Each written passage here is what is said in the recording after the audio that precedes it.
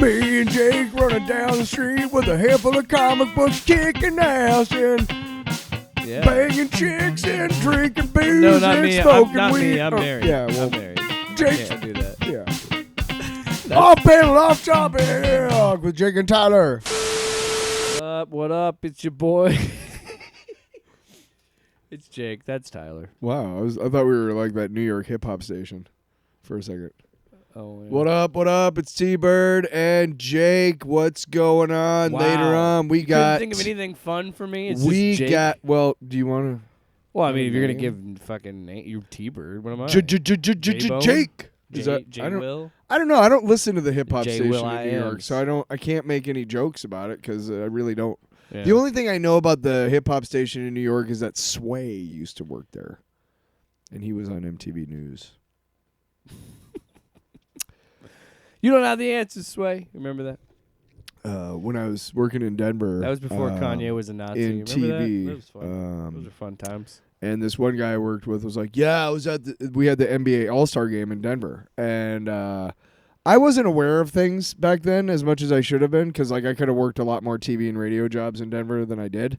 But I thought, I work at this TV station. I don't need to seek any more employment. Like, duh."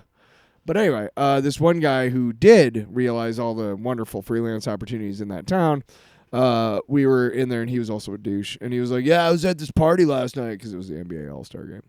And Sway was there. And I was like, as much as I didn't really care about Sway, I knew he had clout. And I was like, God damn it, I wish I would have been at that party. Yeah. And from what I understand, Sway actually has done a lot of good stuff. He's made a name for himself, and I have no standing to call anybody out, really.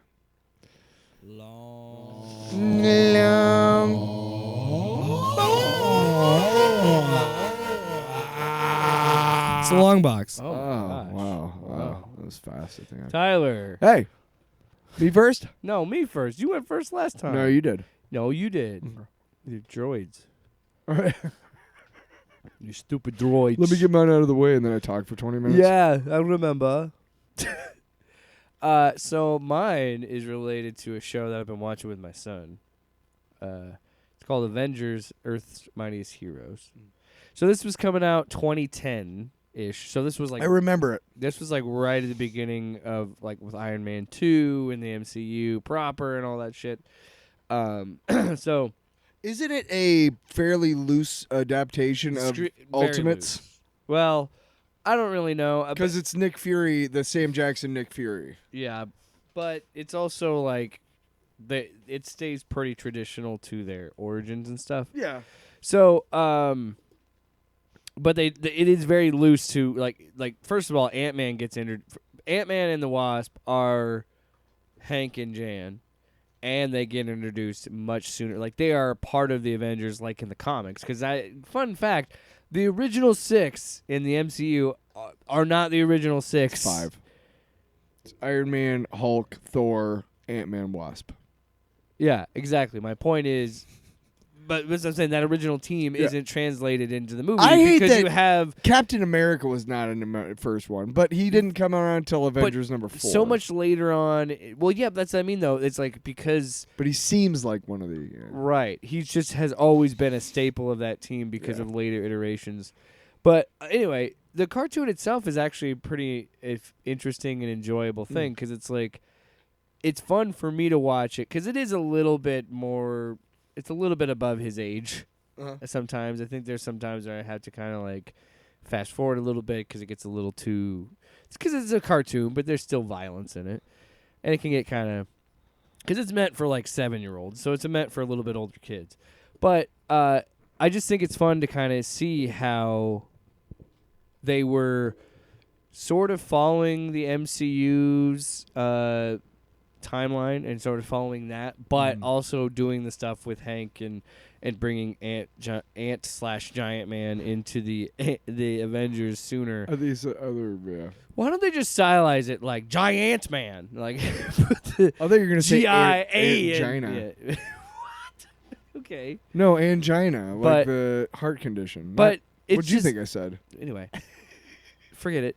I don't even know what to do with that. But again, it talks about the synergy that Marvel has done. But it also said, like, it's just fun to see, like, how he is getting introduced to these characters. Because it's similar to me. Like, I didn't start with comic books. I started with the cartoon shows. Like, I started with the Batman show. I started with the Spider-Man show. A little bit same, but yeah. Yeah. So, and he's also getting it from a different angle, too. And it goes to the synergy with what Marvel is able to do with Marvel Snap and Marvel Rivals, and how integrated that is. You've seen it on Disney Plus. There's literally a section that says Marvel Rival characters. Yeah, well, they know now that they can bank off of that. Yeah, and he knows when he's watching this Avengers shows, he knows who the characters are because of that game. So he knows, like, oh, it's Captain America and Thor, and he's already seen the live action movie a little bit. So like, it's just a fun show. There was one episode, and I can't remember exactly which. I think it was the Ant-Man episode. It's called The Man on the Anthill. There's a sequence where there's a it's Claw. Is it Thaddeus? No. Well, see, the thing I liked dude about with that Black show, Panther, you know who I'm talking about, right? But his name was Claw. But the thing, anyway, he was not comic accurate, anyway, was he? yeah. Well, no, he had like an Australian. It was but was he red in a red jumpsuit with a big? No. He looks like he does in the Avengers movie, where he's just like, he's awesome. Get up. In the comics, he's He's made just of a gun sound. runner. He's made of sound. He's not solid. Anyway. In this, he's just a gun runner. But anyway, they're tracking him down and they're fighting him. But the team of henchmen that he has, and this is how I know that nerds made this shit. And I was like, props, because Ashley goes, "Wow, that's a good catch." I go, he looks like, oh, nuh-uh. And I noticed the henchmen were all the character, all the soldiers from Predator. Like, they were all designed like the characters from Predator. That's cool. Even the first guy that gets killed looks like Dutch. Looks like Arnold. And I'm like, oh, those fuckers. Because then I was like, because he looked, that's Carl Weathers. Because the dead giveaway was, to me, they had a Native American dude with big hair. I'm like, oh my God, we're doing Predator. And like, so yeah, they're getting taken out by Ant-Man. And they look like the dudes from Predator. I was like, that's I love little Easter eggs like that when you're just like randomly watching like these cartoons. You're like, that's so fucking awesome. You're an Easter egg. But yeah, short-lived show. I've not really watched any other stuff with him or anything like that, but the little bit that I've watched, I've enjoyed. Avengers: Earth's Mightiest Hero. So if you have kids, it's a fun show. What to I watch. would really think I would really suggest, Spider-Man and His Amazing Friends. I'm not watching that shit. It's disgusting. I'm kidding. Go ahead. You want to talk about it? No, that's not my long box. I'm saying that would be a good show because that's the show that I watched when I was growing up, and I really liked it a lot. It was as close to comic books as you could get, as far as cartoons went at the time. Yeah. Because it was kind of, and the soundtrack is dope as fuck. It's 3 songs that they play at different times, and they all rock. And they're all for different times. Yeah. In each episode. But anyway, my long box this week is a couple weeks ago I discovered. So I'm a huge fan of the original Law and Order show. Huge. Dun dun dun dun dun. Bam, bam. Yeah. Produced by Dick Wolf. So back in the day, when I was unemployed in Denver, my girlfriend and I were both unemployed, and we would literally wake up and get high. And around 9 a.m. on A&E was an hour of news radio, and then an hour of Just Shoot Me, and then 2 hours of Law and Order. It was awesome. I mean, we had to get jobs, but why, man? It was great TV, man. We got weed, Anyway. Yeah. But I always loved the original Law and Order, and for a while on Peacock, all they had was, I think they had season 13 through 20, and I'm a big fan of like the originals and stuff like that. So I was in Jay's one day, and I always go through the DVD TV sets to see if they have Law and Order. Usually it's CI or SVU, but it's never the original.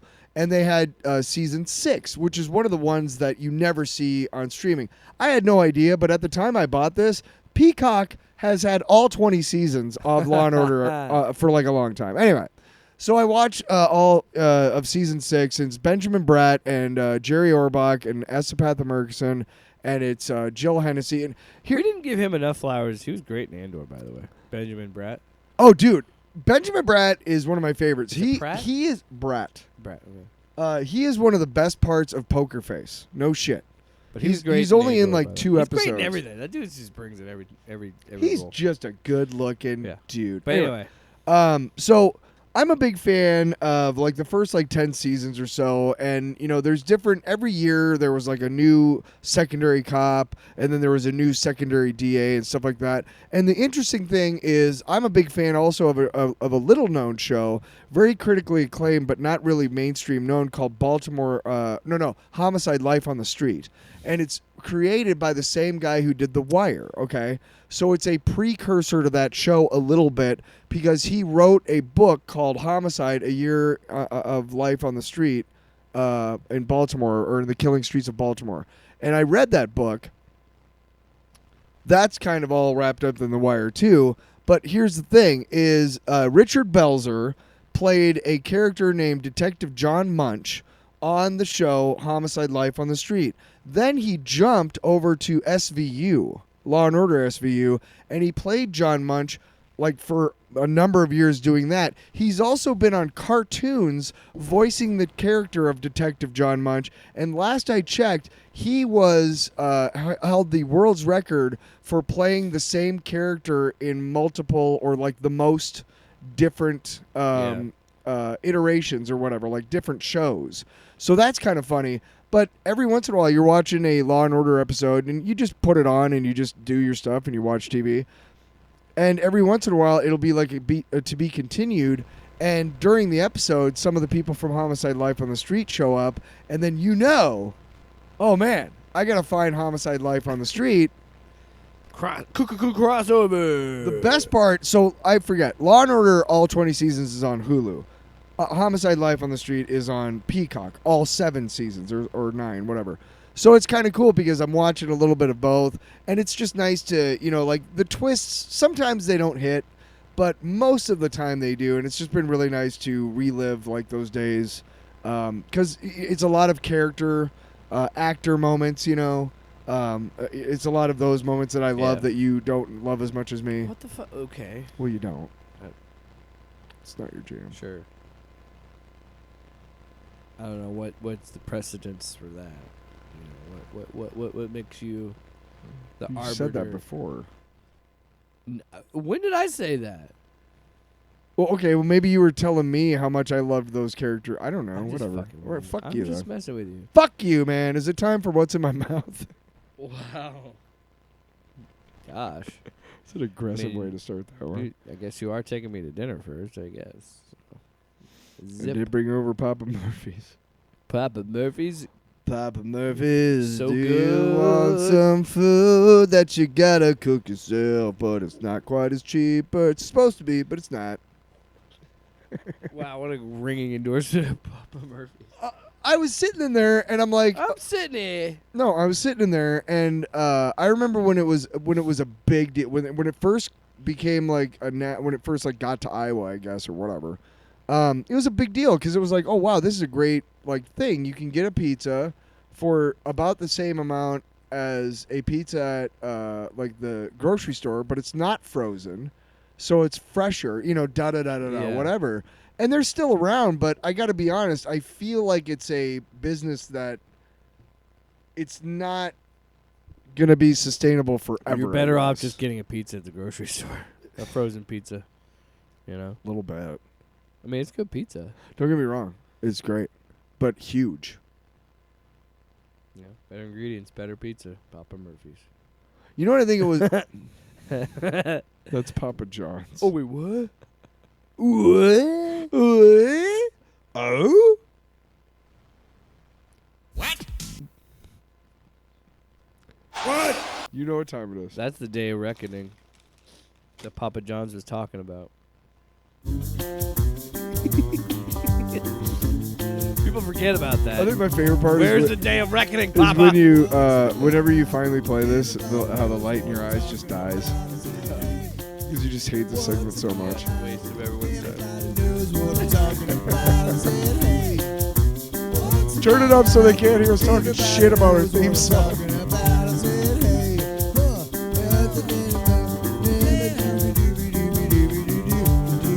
What's it taste like? Salty or sweet? We don't know. Psycho. I love it. Don't turn it off. Oh. You know, it'd be really funny if I had the foresight to, like, at the very end of it, just have like a big, Stop! like a loud fart or something. Oh, yeah. Let you know the song's Like over. finally, it took I us just like thought it would be it took us like 3 years to finally play the whole song through. I just imagine you just going, stop! Stop it. Okay, so we got these fucking cowards over at Lay's. Listen, Terry. They're going to call us cowards, Terry. These fucking cowards over.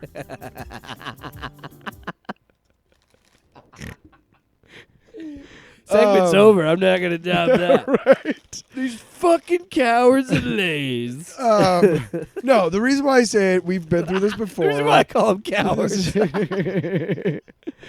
me a Dorito flavored Cheeto, motherfucker. All right, anyway, Terry, you can't put the amount of Cheeto powder cannot go on a Dorito. The structural integrity won't be preserved, Terry. What? Terry just peeks over his cube. What? So we have last week we did bacon grilled cheese, and guess what? It tasted like cheddar and sour cream. So big like fucking shit. deal. Oh no. What? You were, Fuck you. Yeah, because I don't give me something. but I was. I'll eat your ass. Yeah, you were. Listen, you open the door. I'm just gonna walk right through it. So this week we got Wavy Lays, and it's Korean style fried chicken. Sloppy. That's weird. I was thinking in my brain. I was like, pick the sloppy one. It's a good job. Sloppy. Well, you did it already. You don't have to do it again. I want my taste buds to be. Having sex with him. So let's eat them. Okay, what does it smell like? Korean barbecue or Korean? Korean chicken? style fried chicken.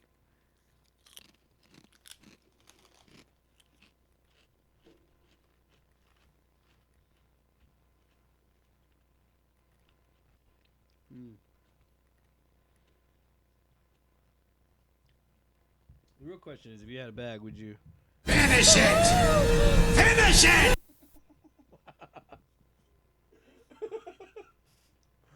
Finally. What's the meh? Nice.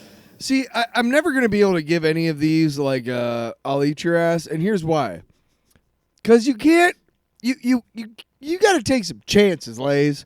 What do you think, this is some kind of fucking game or something? No. You take a fucking Cheeto and you go, I'm going to put some Fritos Flavor Twists flavor on this Cheeto. And then I'm going to take this honey barbecue Fritos Twists and put it on I'll Cheetos. eat your ass. I'll eat your ass. Say it again. I'll say it 3 times. I'll eat your ass. Here's why I'm not giving it the same as last week. I'm giving it better than that. Because this is a distinct and unique flavor. It's got an Asian zing to it, whatever that means. The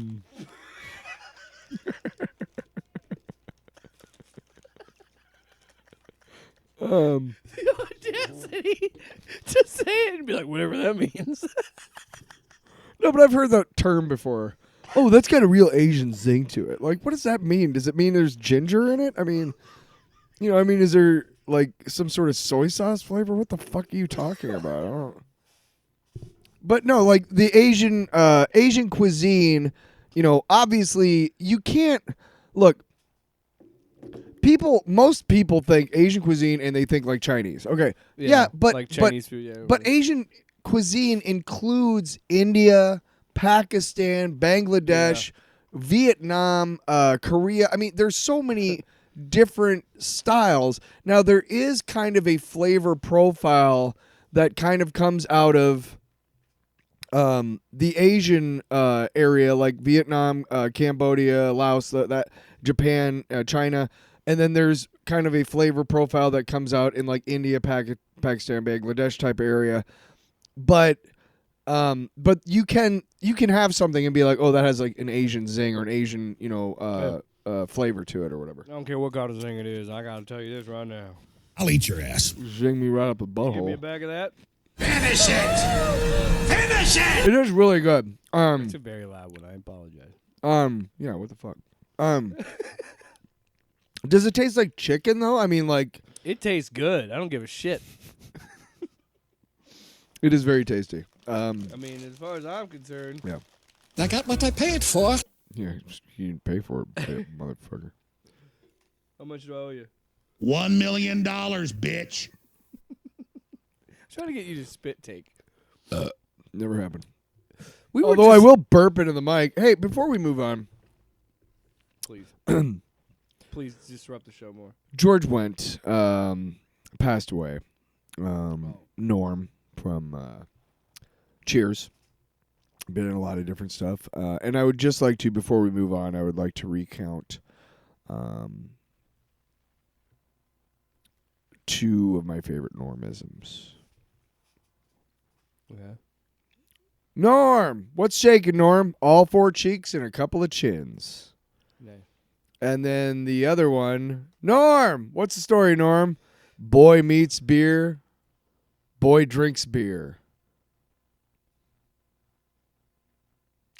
All right. Thanks for totally not even smiling during that. That was great. Fond remembrance. Fuck you. Fond remembrances All right. of Norm. Before we hop into, because we got some books to talk about. Oh, shit. Wow. So you read them. Homework. Homework. Before we get into those books, I want to do some quick headlines. So I just saw this. You heard about the corduroy pillows? corduroy pillows? Pillows? Making headlines. What? Do you get it? Corduroy pillows? Do you ever hear that joke? Vomiting! So here's some weird news. So Superman is coming out July 11th. Uh-huh. However, if you have a local theater participating Mm-hmm. and you have a Prime membership, Mm. there's a website to go to like redeem your ticket that you would get. You get, I think you get 1 to 2 per Prime membership, which is fine because you and I have separate Prime memberships. Yeah. But essentially, yeah, if you have Prime and you have a local participating theater, you can see Superman July 7th, which is a new strategy that Amazon has never done before. I've never seen it done for this big of a movie Yeah, I'll before. Go for it. So you're not like, I think people when they first saw this were confusing it with something because I thought it was that too. That's why I did some research on it. You don't get to watch it at home, so you still have to go to a movie theater. I gotta be honest, that would be fucking dope. That would as be insane. Fuck, that would be because you know But what they did though, that already with HBO Max and it didn't work. and so you they're know not what gonna you ever know what do else that again. you know what else too. If they did that, nobody would go to theaters anymore. Yeah. Why would you want? Why would you Why? need to ever? What would be the point? I can watch it at home. So, anytime. but that's what I think I find interesting about this strategy. So they're banking on you. I think what they're banking on is people doing like what they did with Movie Pass, where it's like, well, my Amazon Prime membership technically paid for this movie ticket, so I'm going to spend more in concessions because, I didn't technically buy this ticket. I guess. But I don't- that's what I'm saying. That's how that's how my brain works sometimes. I- I'm just saying that's how people's brain works. I don't mind either way. To me, it's just cool. Like It would be cool. I haven't been to a it. midnight showing. The last time I went to a midnight showing was Empire Strikes Back special edition, and I was hammered. Oh, it was like one of those re-releases. Yeah, I was 98. 97, I think. Something like that. The last midnight. Old Capitol This is Mall, gonna sound downtown Iowa It's gonna City. sound fucked up when I say it, but the last midnight showing. Well, that's not true. I technically went to another one. Hmm. No. Yeah, the last midnight showing I went to was The Dark Knight Rises. And the reason is because they stopped doing midnight showings after that movie because of what happened. Yes, in Aurora. Yeah, so that was fucking wild to wake up to that news the next morning. How do you think, Having gone to the midnight showing, dude? before, yeah. 720 is the area code and 303. And I woke up the next day, and I don't know if I knew the story, but I woke up the next day and somebody from that area code had called me the night before. Yeah. And a lot of people, I knew a lot of my friends lived in Aurora. And I was Shit. freaked out all day because I was trying to call people and be like, first of all, who called me? Yeah. And second of all, is everything okay? I'm like, it was nothing. Yeah, but that was crazy to see that. And because Hey. you know what's funny is it really does just kind of hit hard because it's like it takes away the fun of like what used to be an innocent, cool, exciting thing. Be like, we are going to see this before anybody else in our neighborhood because we're going to the midnight fucking showing. Hey, We're are you a depressed piece of shit who has no social skills? Get some help. There's like the 800 numbers and quit now and don't kill yourself.com and whatever help mental health. But here failing all that, if your thing is like, hey, I'm gonna take many people with me. Hey, you go skip that part, and then just go ahead to the next part. You know what I mean? Like don't take as many people. Like if you want to be a shithead and like leave, it's fine. I'd rather you got help first. But if don't be a So- dick about it. Why do you got to be a dick about it? So and that Right? the substitute for that now is 7 p.m. Thursday showings. But this is interesting because this is a My brother Monday. goes to a lot of those. This is the Monday before the release, so like this is 4 days before it actually comes out to theaters, or possibly 3 if people go to a Thursday night showing. I want to look into it because I think it'd be cool if we could go to the screening. Yeah. I think it'd be really cool. That'd be really cool. Um, I hate that I have to work the next day, and I don't give a shit. Just take a nap. I mean, we're gonna see it either way. If it doesn't work out for us, then yeah, we'll probably just see it like we normally would. But I think it would be cool to be in early and just be like, because dude, I can't wait for July. July, we're gonna be eating because we're gonna get Superman and Fantastic Four in the same fucking month. And I believe it's we'll gonna be so we'll be good. going through Ironheart at the time. Yeah, it's gonna be fun. Probably most of July. So It's end of June, right? yeah, it's like June 24th is when it's coming out. So overall, I think it's pretty cool and interesting, and I hope it's successful. And we'll see where it goes, and then this could lead to other movies and things like that. I'm all for doing since we can't really there is that novelty that I miss. Like I love going. Honestly, I do love to do what we normally do, and going like on a Sunday afternoon or Sunday morning, Same. like brunch. That's great. Mm. But part of me does miss that like Thursday night first screening experience. The only thing that sucks about the matinee is that Old popcorn. The night before they're- popcorn. okay, there's a couple things that suck about the matinee. No matter how you're feeling, like a movie, going to the theater is an event, if you will. And to me, I'm always tired afterwards. You know what I mean? Like, I've done something big, I guess. And the nice thing about going to a movie at night is when you get home, you're like, okay, I'm gonna I'm gonna chill out for a little bit. It's and then like going to a crash. concert. You're going to an event. You're going out and you're experiencing something. Yeah. You're getting ready. You got to be there by a Yeah. certain time. Da, da, da. Yeah, exactly. It's like 3 hours. So, yeah. despite the fact that like it's only 1, 2 o'clock in the afternoon, when we're on our way back here to do the podcast about it, I'm just like, man, I just want to go home and take a nap. Yeah. Which sucks because it's like that's the only thing. That's the only drawback to doing matinees. But I like doing matinees because it's cheaper. There's almost never anybody in the theater. I like getting it out of the way. Honestly, if this were to work out, it'd kind of be perfect because we could see it on Monday and then do record the podcast on Tuesday and talk about it. You know what I mean? Yes. But if it doesn't work out, Yes. we'll figure something out. Yes. That's pretty cool.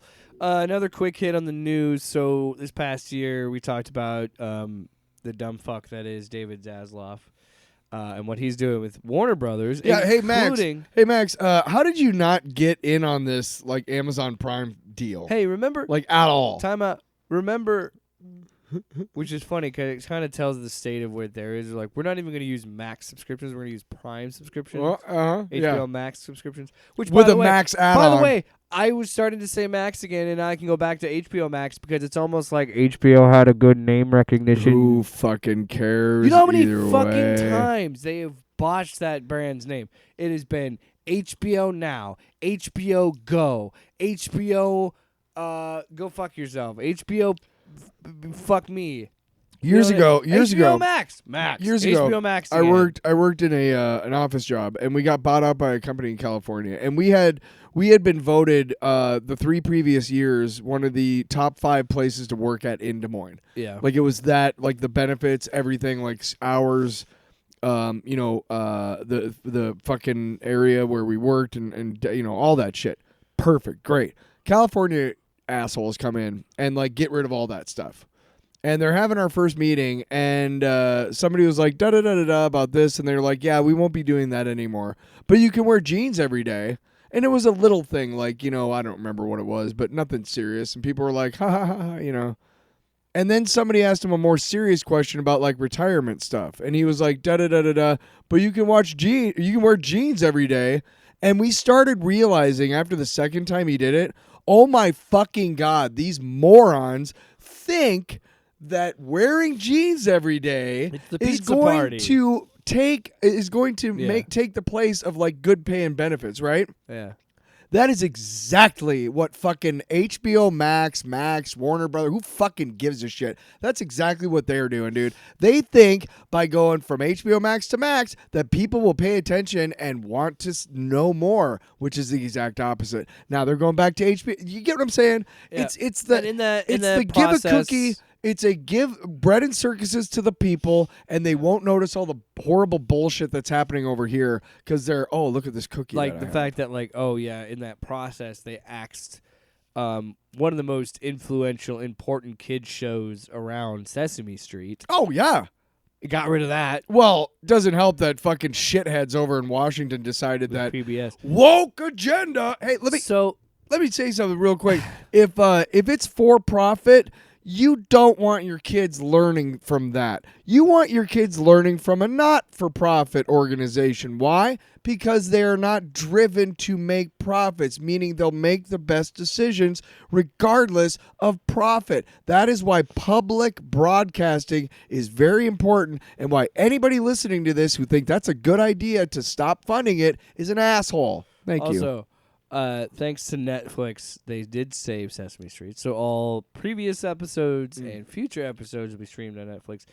And the new episodes will be on PBS and Netflix. Let's not forget, though, that Max got rid of all the Looney Tunes. Yeah. So, But I think it's important to note that they are making it a thing. Like, this is going to be on PBS and Netflix. cool. So that's cool. Good. Netflix Good. just- That is good. But they will cancel it after 3 seasons. That's Netflix's way. Makes too much money. And finally, want more money. This bit of news of fuck around and find out, and also like, how did you think this was gonna go? The video game Fortnite is. I have many problems with this game.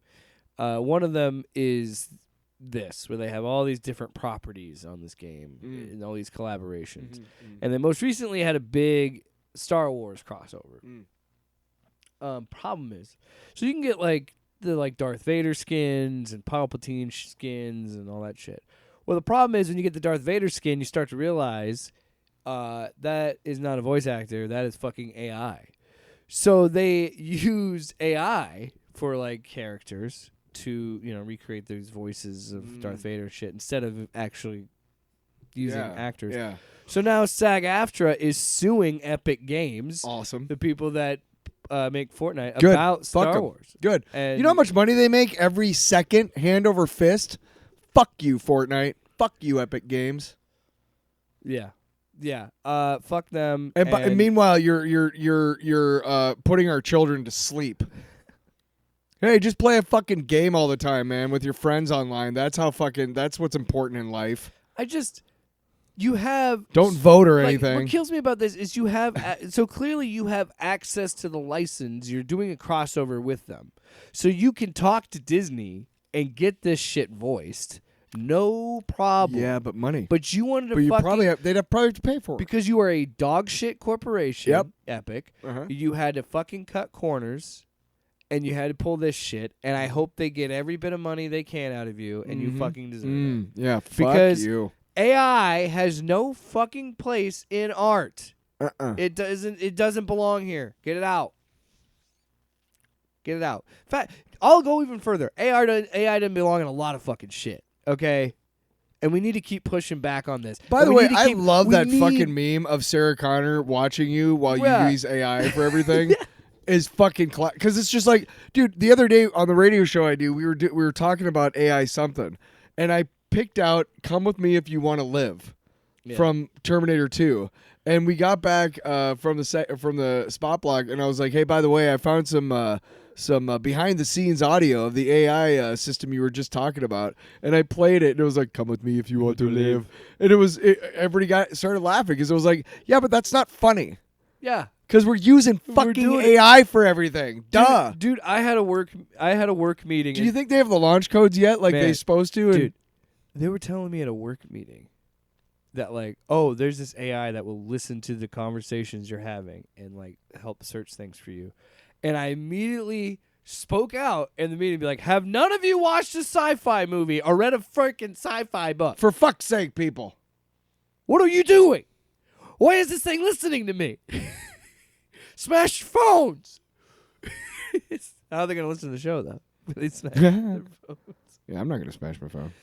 Yeah. So my whole life's good on on that thing. SAG-AFTRA. Fuck Epic. Yeah. So let's get into it. We're talking about. Oh, some and books. don't forget also, and I cannot wait for for some sort of trailer from this. But fucking Nicolas Cage in the Spider-Man Noir Yes. TV show. Can't wait. Live action. It is going to be, from what I read, viewers are going to have the option of watching it in full color or in black I'm and white. watching that in black and white. No question. Give it here. Time out. Before we get to the book. The other Superman trailer. If you want me to cry, play the Superman theme, because you want to talk about inspirational shit. It is that. We should do this one first. I believe that a man can fly when I hear that music. So we kind of get a little bit of the plot. You fucked up the order. I had Batman on the agenda first. Tyler, let's talk about Superman then. Well, you started talking about Superman. Oh, you trying to segue me, dude? Yeah, we can talk about that. But we get a little more plot details. Clearly, what's going on is at some point he's caught and put away, and Metamorpho is also in the same cell with him. And he's had some... More like meta, oh no. You know what I mean? More like Meta, go fuck yourself. More like Meta, Pika the guy, No, go Hank. fuck yourself. Is going to be I know. Metamorpho. So, but yeah, we kind of get a little bit more of the plot details. Yeah. Anyway, so Absolute Superman number 7. The first of our books.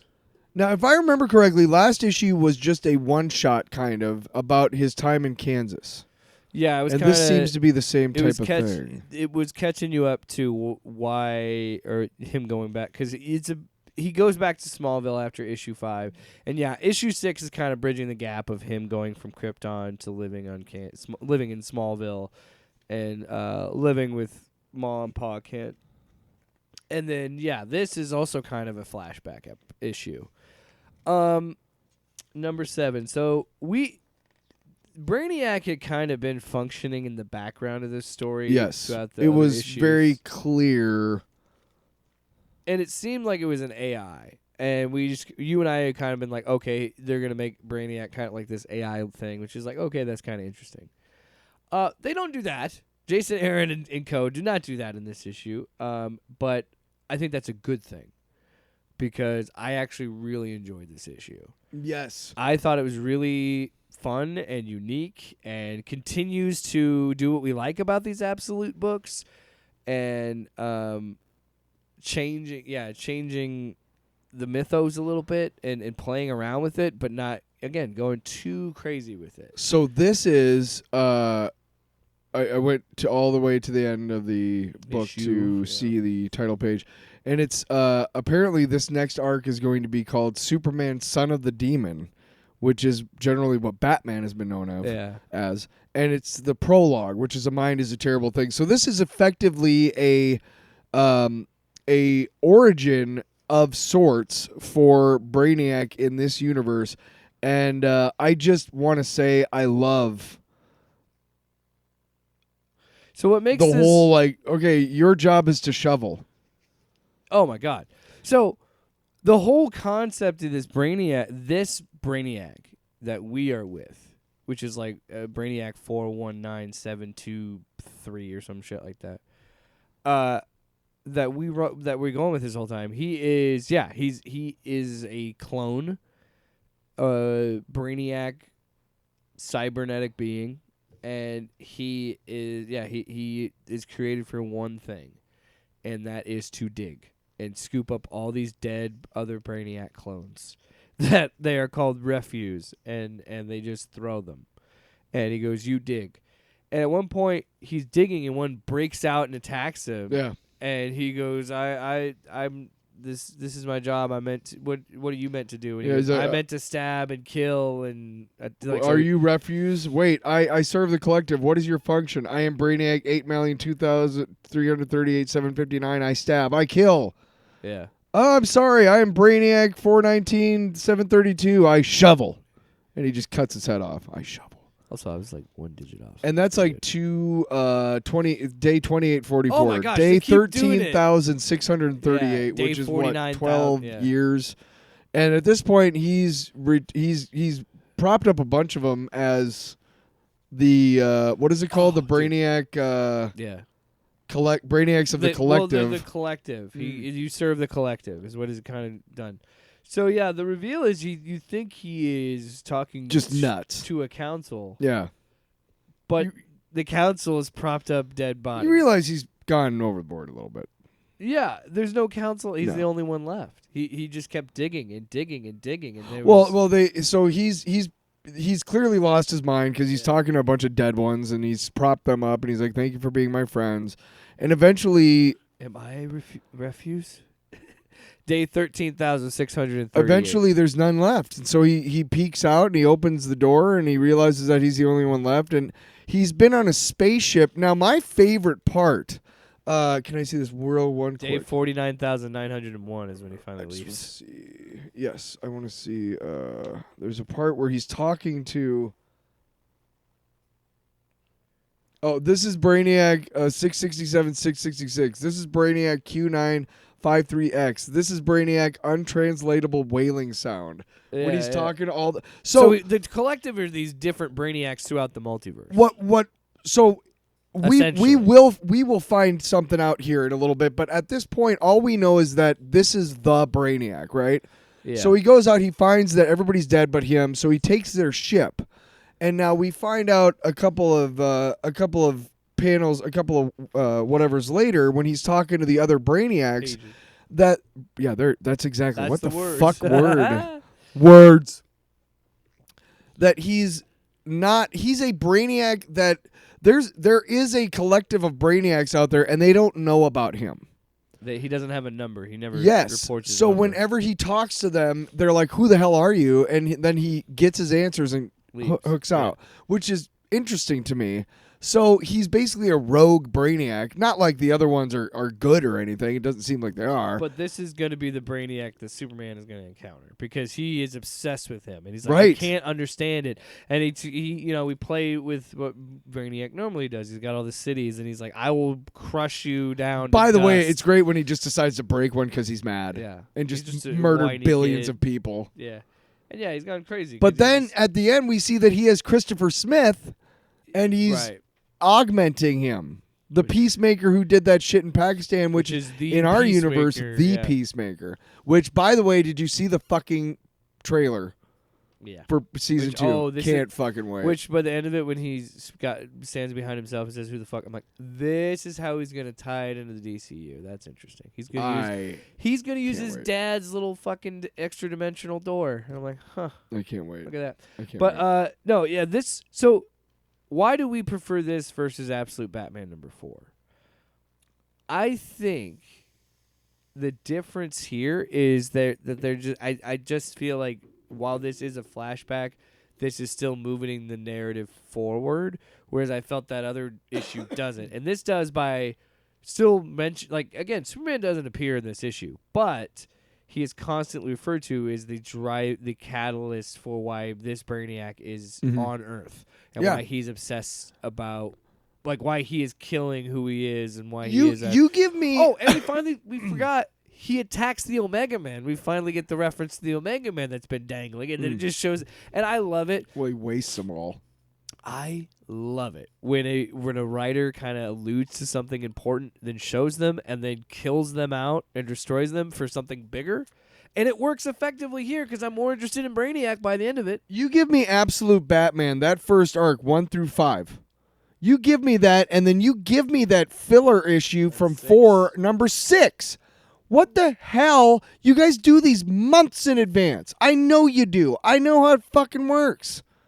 You have to plan this shit out months in advance to make sure all the printers are ready and all the distributions are all this crap. You couldn't figure out Solicitations to move. are months Yes, in advance. yes, like 6 months. You couldn't figure out to move 4 to 6 and then give me the unbroken 1 through 5.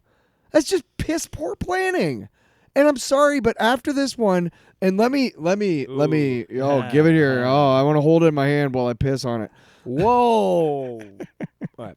Well, by the I'm way, not actually pissing on it. should we never give ratings anymore? We never really did. I'm a huge fan of Absolute I really Superman, liked and it's probably the only one besides Wonder Woman I'm going to keep reading. I'll eat your ass. Now, I'll read your ass. I'll read your ass. That's our new trial. So Absolute Batman. Now, Absolute Batman #8. through no fault of the place that I go to, they have done this thing, and this is why I'm refusing to read this particular Absolute book anymore, because this is the one that I always have to get. And DC, fuck you, by the way. Fuck you, DC. These dumb motherfuckers have put an extra $1 cover around the book that is just an extra cover. And it's an extra $1.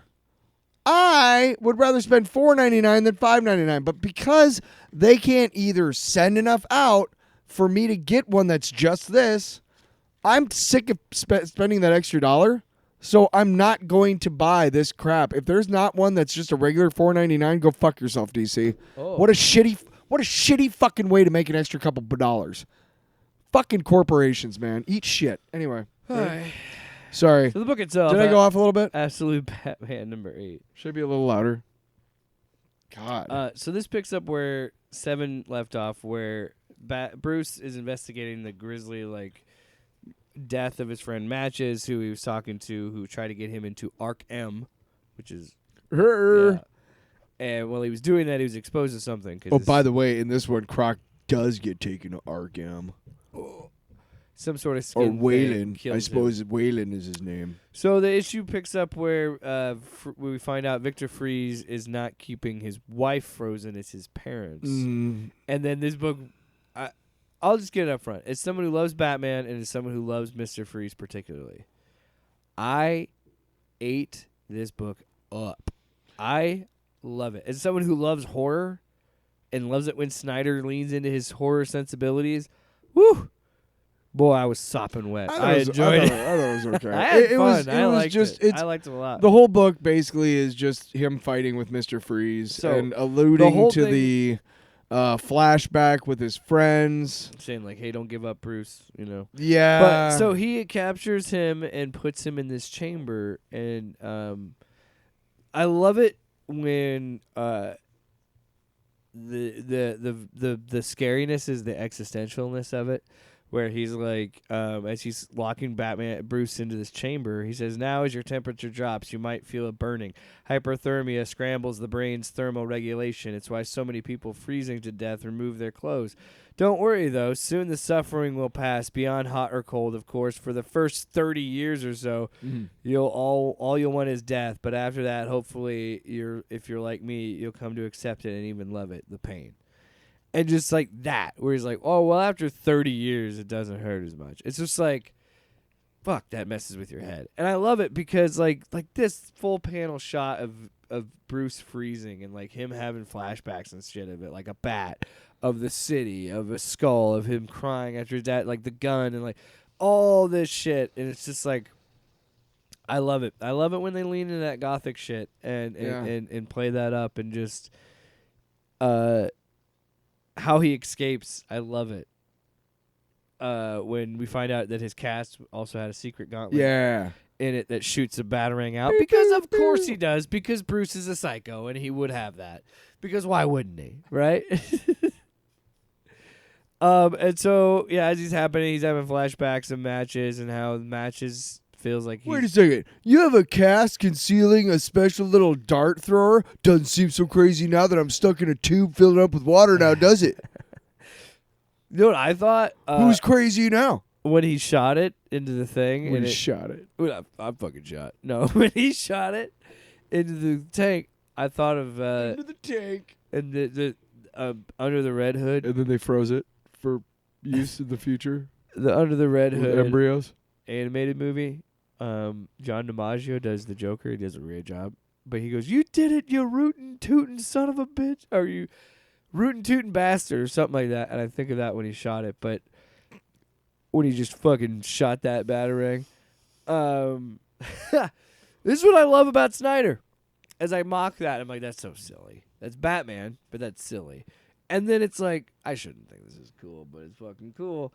When Mr. Freeze is talking about the snowflakes, and he's saying that the snowflakes are what's going to land on people, because he's been manipulating the weather and creating this snow to collect people's DNA samples or collect the data and whatnot. And he goes, no one worth mentioning, but Malone was a nobody. I don't expect anyone to come knocking. Funk! You just see him kick open the door, and it's just trunk. And the onomatopoeia is the whole panel. And then when he comes in and just goes, and it just says knock, knock, in the biggest text imaginable. And I'm like, Snyder gets this shit. So, like, this is a guy that's been doing this a while. And I'm like, I shouldn't think that shit's rad. But it's like when he takes an elevator shaft and turns it into a Batmobile. It's cool. What can I say? So, yeah, he shows up. He fights Mr. Freeze. This is where I that was crazy. This is where it got even more insane. I'm like, hell yeah. He just released all the fucking all the frozen people that you assume were dead were alive. So now they're just like these cryo zombies that attack Batman. I'm like, we're going there. But this is the fun part. He's trying to do what he can to like not kill but they're so soft and like they've been frozen for so long. Yeah, so he's like accidentally crushing these people's like skulls and they're mush. They're like when you leave a fruit out for too long in the sun, you know? I love it. I love this book. I love it. I unabashedly love it. And then the color. When he breaks out of the building into the night, the color change and the neon is just perfect. Like I actually Martine, I don't know what his full name is, but I actually like this artist better. Oh, I do like his art a lot. Yeah. Overall. It looks very similar to Dragotta's art, but it also like he has very distinct color and very distinct. Yeah, he also doesn't give Bruce Wayne some sort of weird Pinocchio nose for some fucking reason. Dragotta always got weird tiny What's your face. fucking weird deal, dude? So then we get at the end, the epilogue. So Batman escapes. He doesn't kill Mr. Freeze, or he doesn't apprehend him either. He has to get away. He just actually, escapes because he almost dies. Yeah, almost dies. Cryo zombies. Yeah, gets out, and then we find out later that Waylon Jones was hit and abducted and getting taken to Arkham M. And then we find out it's just Ark M, man. Ark M. And then we find out next week, or next issue, is Bane. So that's the end of Freeze for now. And then, whatever the fuck they're going to do with Bane. And I think, are we pointing to that Waylon's going to be turned into Bane? Oh, maybe. and not Croc? Is that what we're doing? I don't know, man. I'm okay. Look, and I will say this: as much as I ate up that issue, I'm also with you at a place of like I don't feel like I can stop reading it for now. I'm fine with putting it down because you said it best when you're like, we've been doing this book for 8 fucking months. I didn't even realize that. Yeah, but it's clearly issue 8. Yeah. So we've been. No. Like I'm very happy that for the most part that we have been proven wrong with the Absolute books. Yeah. I'm not reading Absolute Green Lantern anymore because it just doesn't interest me. I think we've gotten enough of the Absolute Batman, or personally, I've gotten enough of it to see what it's all about. Superman still is really intriguing me, and I'm still like, I kind of want to do a little more. I want to go a little further. The Brainiac shit was cool, but not only with the Batman, but also, I'm not kidding. That extra dollar cover is so infuriating. Because there's no fucking reason for it other than, now some poor schmuck kid has to pay an extra $1. Yeah, Why? It's silly to me. I don't understand. Yeah, it go fuck yourselves, Warner and Brothers. It's like, anyway, and that's another thing too. It's like DC, you can afford it. Like, what the fuck? right? Why are you? Yeah. Why are you trying to shortchange? Fucking such a shitty business practice. It really is. So that has coupled me to decide that I'm doing Superman. We're still doing Flash and Martian Manhunter because we still haven't figured, whatever. And I'm still doing Superman. I still want to do Wonder Woman too. Yeah. But the rest of them. Well, as we get further into the summer and we have a few weeks off before we get to Ironheart on Disney Plus. We're gonna be doing a lot of books. We got more books to cover, and so that's why we're so book heavy this week. We got 2 more books.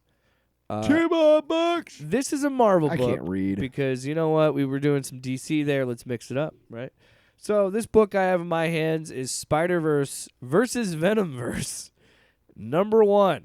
Because in case you forgot, Marvel has a habit of taking a popular character like Spider-Man or a concept, like Spider-Verse, and applying it to Venom ad nauseum. And what I love about this book is how stupid it is, and I mean that in the night. You know what I love about this book? I don't have to buy any more issues of this title. Not really. Ever. I think it served its purpose for me. But you and I were talking. It reminds me in a way you were with the Eddie Brock Carnage thing where it's like I want to hate this but I enjoy it more than I should because that actually has an interesting story. And in this book, it's not so much that it's an interesting story. It's a basic, easy enough to follow story that you could read it, but man, does this reek of cash grab, and this is a book for normies. So let's run down. Let's waste. This is 22 pages, by the way. Let's waste like 3 pages on exposition, reminding you that Venom and Spider-Man are tied together. Hey, buddy. If Venom was a Spider-Man villain, Venom has always been tied to Spider-Man intrinsically. That's kind of the point of the whole character, guys. Do we have to really review the issue at all after that? Well, that's what I'm saying. We spent I love it in a way. It's fun. Like if I had never read a Spider-Man comic or a Venom comic, this would be a great recap for me. But it's also like I found the null stuff was helpful for me because it caught me up over the last 20 years. I think there is so. some examples of exposition in this book that are some of it is that necessary. are kind of okay because after the null King in Black shit, I could not tell you what the fuck Al Ewing is doing with Mary Jane being Venom and all that who the fuck knows? I have no idea. Yeah. But I can't lie to you and not say that I didn't geek out at the 2-page splash of these two fighting each other because it's the Venom fighting Spider-Man. I'm always gonna pop for that. That's the cool shit. You always gonna chub up for that. Always. But the whole gimmick is it's black and white dialogue and Spider-Man's traditional red bordered captions saying the same thing. Peter and Eddie Brock are saying the same exact thing. That was kind of neat. And that was a kind of neat motif. But again, it's like we got 3 pages of that backstory to get to Spider-Man dropping in on a villain, and he's like, "Hey, I already told the Miles Morales is already there. already talked to the other Spider-Man guy." And Spider-Man goes, "Oh, I should have yeah. coordinated this with Miles." Yeah. And then guess who else is there? Silk, because we're in Yeah. New Jersey. I like and then Silk. That's a cool Spider-Man character. does make a comment, being like, "Wow, I guess I really don't need to do this as much because you guys are around." Yeah. And then they're like, "Oh, that kind of sucks." And he's like, "No, I mean that in a good way, because that means I can actually live a life, pretty much, you know." And then he disappears, and he's And then he's kidnapped talking- and taken Can I- up time to. out. Do we have to really review the whole thing? No, I know we're not, but can I just say I will give this book props when it made me laugh.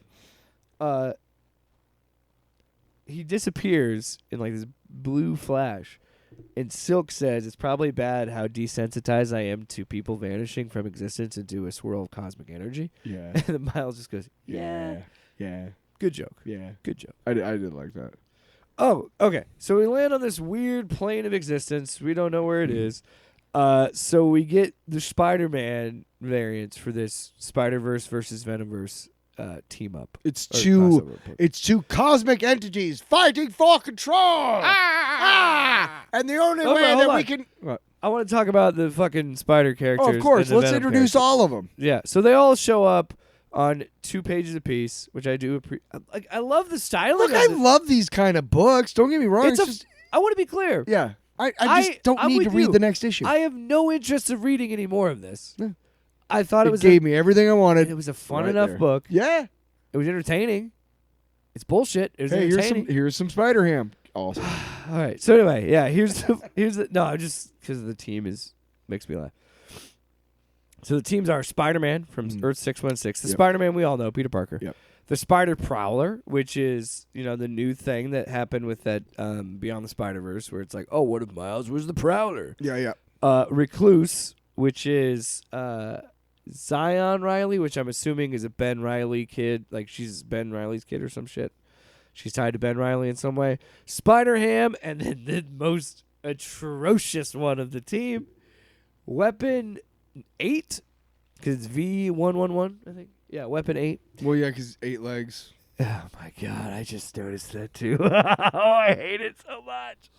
So it's a Cyclops Wolverine Spider-Man variant because what? God damn it, Marvel cannot help itself. And you know But he's how- got adamantium bones and a healing factor. Because he was in the why Weapon does he have- X. but why does he have spider power? Who cares? Who cares? Shut up. But then you Print know it. what? I'm gonna take it all back because then when I go to the next page, I look at the Venom variants. I'm like, that's kind of fucking cool. And I look at it, and first off, we get Anne as Agent Venom Right. instead of Flash Thompson.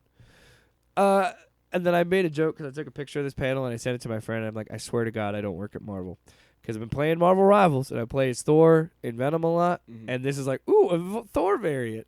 The Viking Venom. I don't know if it's a Thor Venom. Well, it's going for that like Norse. Yeah, but I think variant. it's just a Viking. I think a Thor, a you and I were venomized talking Thor about would be this. cool as fuck. You were talking about this. You and I were talking about this. So they're like, okay, so we got Anne as Agent Venom. We've got Spider Clan Venom, which I think is like a riff on like Drax the Destroyer. Is what I'm kind of taking from it.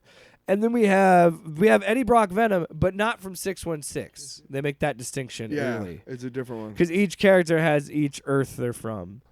And but the thing that I love about this, so I want to get to what I.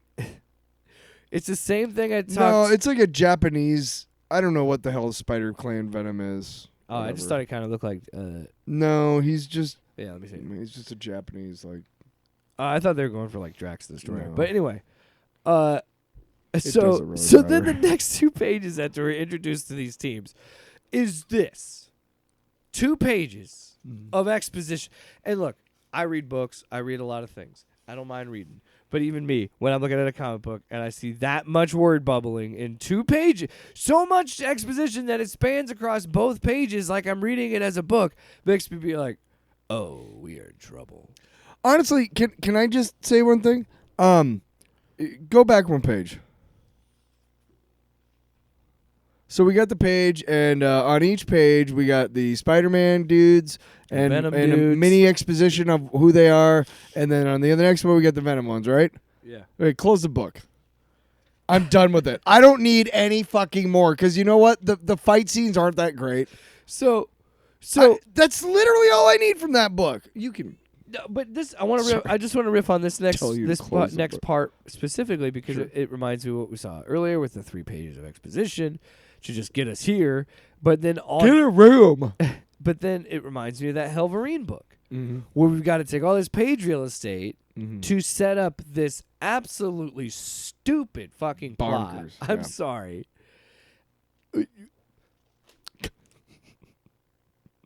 This is the image I'm looking at, ladies. and Don't have a gentlemen. stroke. So the whole consensus of this fight, because you know what else? Can I just say this about this issue? This could be summed up with, it's not that deep. Nope.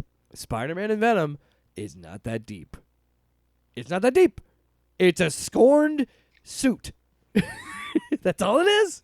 But the fact that we go to the levels of creating this thing called the heart web and the hive mind. Oh, and what does it look fucking like? Christ, It's a dude. thing Yeah. that looks like a human heart made out of webs and a brain that's made out of fucking symbiote goop. So the spider gods are warring with the symbiote gods. So they're saying, like, we're going to take these multiverse spider characters and these multiverse symbiote characters, and we're going I to... wish you could see me right now because I'm pantomiming just jerking off 18 of my own And dicks. we're going to play Fortnite, where we have... look at all the dicks. We're Sorry. going to play a video game, essentially, where we have to get to these fucking pillars that are these checkpoints. Yes. And then, by the way, it's winner take all. Oh, you're If gonna the Venom die. team wins, all the spider characters are Whoa. wiped from Marvel Yeah, canon. like that'll happen ever. Yeah, neither of this... That's Yeah. never going to happen. Yeah, no. Maybe for a month. Right? I could see him doing it So for like here's a where I month. wanna get- But guess what? The solicitations have already been out for 6 months for the next month, so you already know that the spider characters. That's why you can't really fucking. There's no real surprises anymore. Nothing new under the sun. And to me, the book is hot garbage. It's Oh, I love it for It's- how bad it is. it is what it is, and I got what I wanted from it, and yippity skippity, and I don't need to read anymore.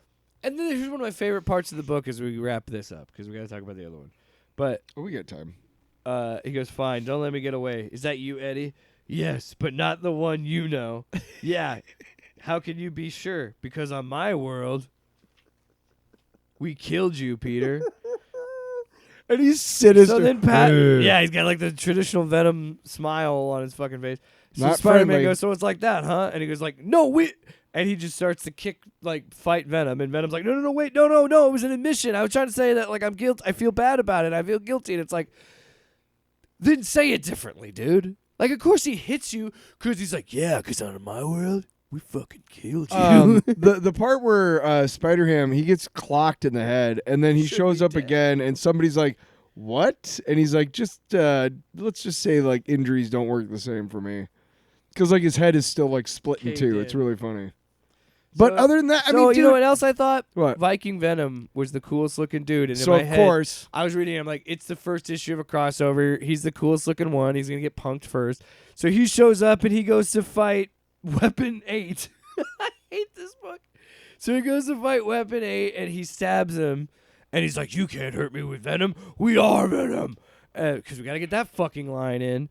And he goes, you don't understand. It's not Venom. It's fucking napalm. And he lights this Venom up and burns him. And and Spider-Ham, who's already healed from his head injury at this point, just was like, what did you do? And he's like, what are you upset about, pig? I pressed our advantage. The spiders are winning the war. Also, his eyes have multiple eyes on the fucking thing like a spider. hot garbage.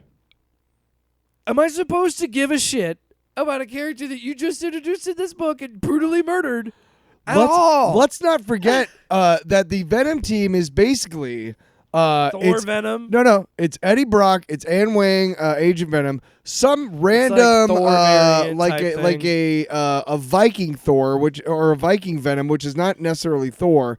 Then It's a evoking Japanese him. shogun type guy, which who the fuck is that? And then a dude in a suit who takes off like right away. Yeah, who's that dude? He's like, I'm not going to fight. Hey, you know what, writer of Spider-Verse versus Venomverse? I don't care that much to read issue 2 and find out what the big secret is. So next week, Should have given me more in the first one. we're going to continue our trend of silly, ridiculous Marvel crossovers. And we're going to read the Godzilla books. Godzilla versus Hulk, Godzilla versus X-Men, Godzilla Just as versus meaningless, Spider-Man. but slightly more entertaining. There's even a Godzilla versus Fantastic Four at some point. All right, Tyler. Before we get out of here, we got one more book to talk about.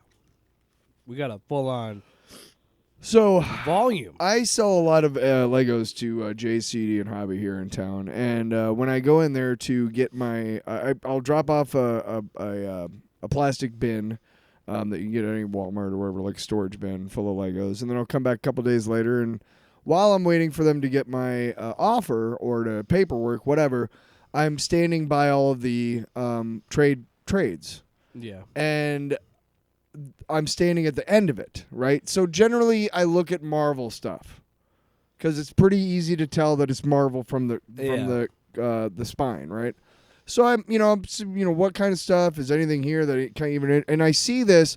We only find them when they're dead. Al Ewing, Good title. and I'm like, well, fuck. Long, but good. And I'm like, well, fuck. That seems It's Al Ewing. So I look at it, and here's what it says. Captain Malik and the crew of the Vheim 2 are in search of the only resources that matter and can only be found by harvesting the giant corpses of alien gods found on the edge of human space. While other autopsy ships and explorers race to salvage the meat, minerals, and metals that sustain the human race, Malik sees an opportunity to finally break free from the system by being the first to find a living god. Now, right away, I'm kind of hooked, and then I've come to find out that it's I think it's 5 issues. It's 15 total issues. Yeah, it's 5 apiece. So it's 5 for each one, and there's 3 volumes, and each volume, I don't know this yet, but so I start reading it, and it's really cool because it's these ships, and they're going off, and everybody is racing to the dead corpse, and everybody picks like a section of the corpse, and they pick the cheek, so they show them like harvesting the cheek. It's the 24th meat. century. Yeah. And at this point, all the resources on Earth are gone. So all of the all the food, everything, because these gods are these colossal beings. Well, no, the Earth ran out of resources, and then they found these gods, and they realized that they could. Yes, they're so massive they could just mine these dead gods for resources, like you're saying, like cutting off a piece of the cheek for the. They have no idea where they come from. They don't come on a certain schedule. They just show up, and then these mining ships show up. They claim a piece of the god. There's a mining consortium that controls all of it, and there's rules and regulations. Yeah. You can't do certain things, and this guy Malik is like, well, fuck that, and he ends up going past where they're supposed to go. Because we kind of get it like sprinkled throughout each issue of this, but yeah, his family, there's a tragic thing that happens with his family, and because of that event, he is set on this mission to find a living god. That is what he always wants. He's like, because he is with his boyfriend, and they're talking, and he's like, I want to do this because we have we only find them when they're dead. There has to be more to this. There has to be something on the other side. Where are they? They're alive? And yes, they had to have been alive at some point. At some point, they get to when they get to us, they're dead. Right. So how far back do we have to go? Da da da da da. And so he. And there's a side story between him and the navigator in his ship, and this other woman is chasing them, and that becomes a whole thing because they eventually escape and break the rules, and they go off into hyperspace, and they find eventually a live god, and this girl catches up to them. Yeah. Okay. One cool thing I wanted to mention. Okay. Yeah. Okay. Well, no. Dick. I'm not dismissing that because I want to touch on that because it's Paula Richter, by the way, is the one who's chasing him. Uh-huh. There's a motif. Motif, is that the proper term? But there's this thing that pops up throughout each issue. That it's a running thing that you always see, and there's 2 of them. There's one. The year is blank. The year is blank. Well, there's time jumps because there's time jumps between these 2 times. Well, there's flashbacks. One of my favorite things, too, in the first issue is they do All His Bells. It was 8 bells, All's Well, or whatever. And they do all that when they find a god. And my favorite thing is it's a 2-page splash of this massive dead god. The art is fucking in space. insane. It's almost like I'm watching a animated show. Like it's crazy. That is the a work of the great art. way to describe it. If you took like cells from an animated Yeah. movie and put them in a book, Yeah. that's what this looks like. So, but We're not it gonna says do each that, issue, and then are they we? I mean, shit. It's 5 issues, dude. no read the book. Yeah. I'm sorry. Look, we said this last week with the Green We're Lantern. not gonna. When we do in volumes, when it's multiple issues like that, we're not gonna We're break. doing overview, man. We're not gonna break it down like we would single issues. But yeah, it says the gods are always beautiful and the gods are always dead. Mm-hmm. But like just shots like that. So Richter, when they show her, it like the example that we saw when we first meet. I got us to like the middle Malik. of the book already, man. I know. I went back to where we were, douchebag. So what I wanted to point out was each time there's a different ship, there's this caption that says, "The ship is the escort one, an escort ship with a crew of 1," and then it'll be like, it'll go Malik's ship, a crew of 5, or crew of, and it counts how many are dead at that point, or how many are alive, and like. So yeah, they eventually decide to break through, and Richter chases them on the other side. And Richter that's- like works for the they keep entity that controls all the god mining. They keep them. Yeah, they keep the mining. She's like a colony security in cop check. type of thing, She has a past with him. Yes. That gets developed, which and you so read about throughout the story. Yeah. Won't give it away. But there's We there's can't, something I mean, no, we're but gonna there's talk something about going everything. on in there. So chapter 2 is when they finally break through the other side, and then everything after that, when Yeah. they break through to the other side of where the gods are, is where the story. It's focused on that part. There's no other places that we're going. Well, they get But they man, get when they beyond get there- where anybody has ever been before Again, recorded, because and they- that's when they finally find a god. Well, they're Well, I'm getting there. You're on the same page I am. So when they get to the god, no, it's fucking cool. Like, and I don't want to downplay it. Like, I need to get her. So at this point, Richter's caught up to them, broken into the ship, and Malik's best friend is like, he's like, you need to get out of there. Like, we need to figure this out, and you need we need to tell her to stop. And she's like, no, fuck her. Richter wants you dead. She's gonna never stop chasing you. Let's fucking deal with her now. So she tries to throw like some mines on Richter, and Richter says it doesn't work. She says it's my turn and fights her. But before that, they see the god wake up. So this is the first time any of them has seen this, a god waking up, and it's just. And you know what? I don't think I've ever imagined what it would be like to witness a god waking up or reawakening or whatever. But it's a really interesting concept of like, of course, why wouldn't it just be beams of light from this giant celestial being? Being like, I am awake. So it was really fucking cool. Like, and it's a 2-page splash, but they're also in this like weird void of space. So there isn't a ton of color, and when it does shine through, man, it's fucking. I don't want to give too much of the end part away. Suffice to say, There was an accident. there's an that led accident to because Richter. of Richter and her aggressiveness to catch Malik, and Malik loses one of his friends, and again, I don't want to give it too much away, but there's a tragedy, and they end up. Malik says, "Fuck this! I'm gonna keep going." Chapter 4 was my favorite because they kept playing. It really plays with Ewing's motif of the fucking time jumps because it's constantly cutting back between different stages of Malik's life, Which comes- where the same theme keeps Which running comes and really running and running. into theme, or comes really into play in the final issue of the book, because it shows what they're finally deciding to do is to keep pressing on, and then what's the final page here? No, I don't want to spoil it. Well, the last thing is they have the fight where the god. Let's get to I was gonna no, it's not where I was going. These are the last like 2 pages. Anyway, so at the end of that fight is a great moment too of Malik with Richter at the very end of it being like, what was it all for? What was it all for? Like these people died, and I wanted to get to this thing, and we finally had it, and we lost it, and it's a great moment too.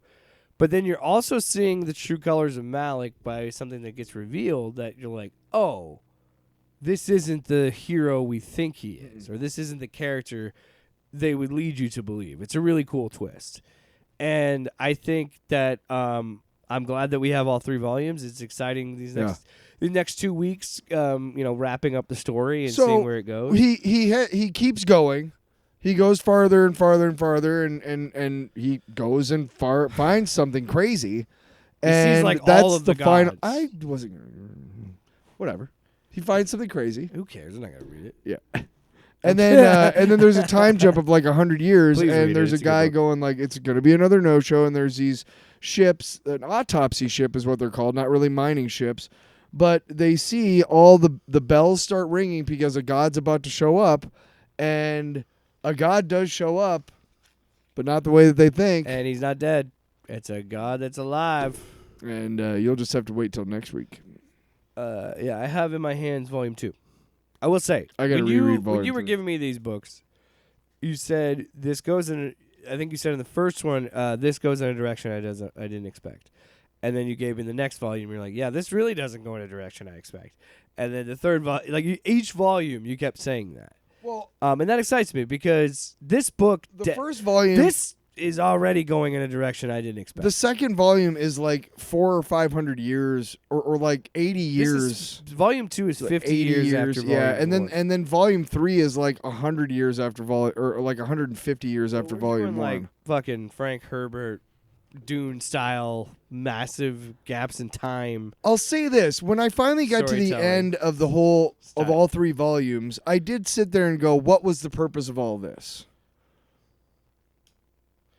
Isn't You're that- not gonna is- you're isn't not that gonna the see. point? Hang on, let me fucking.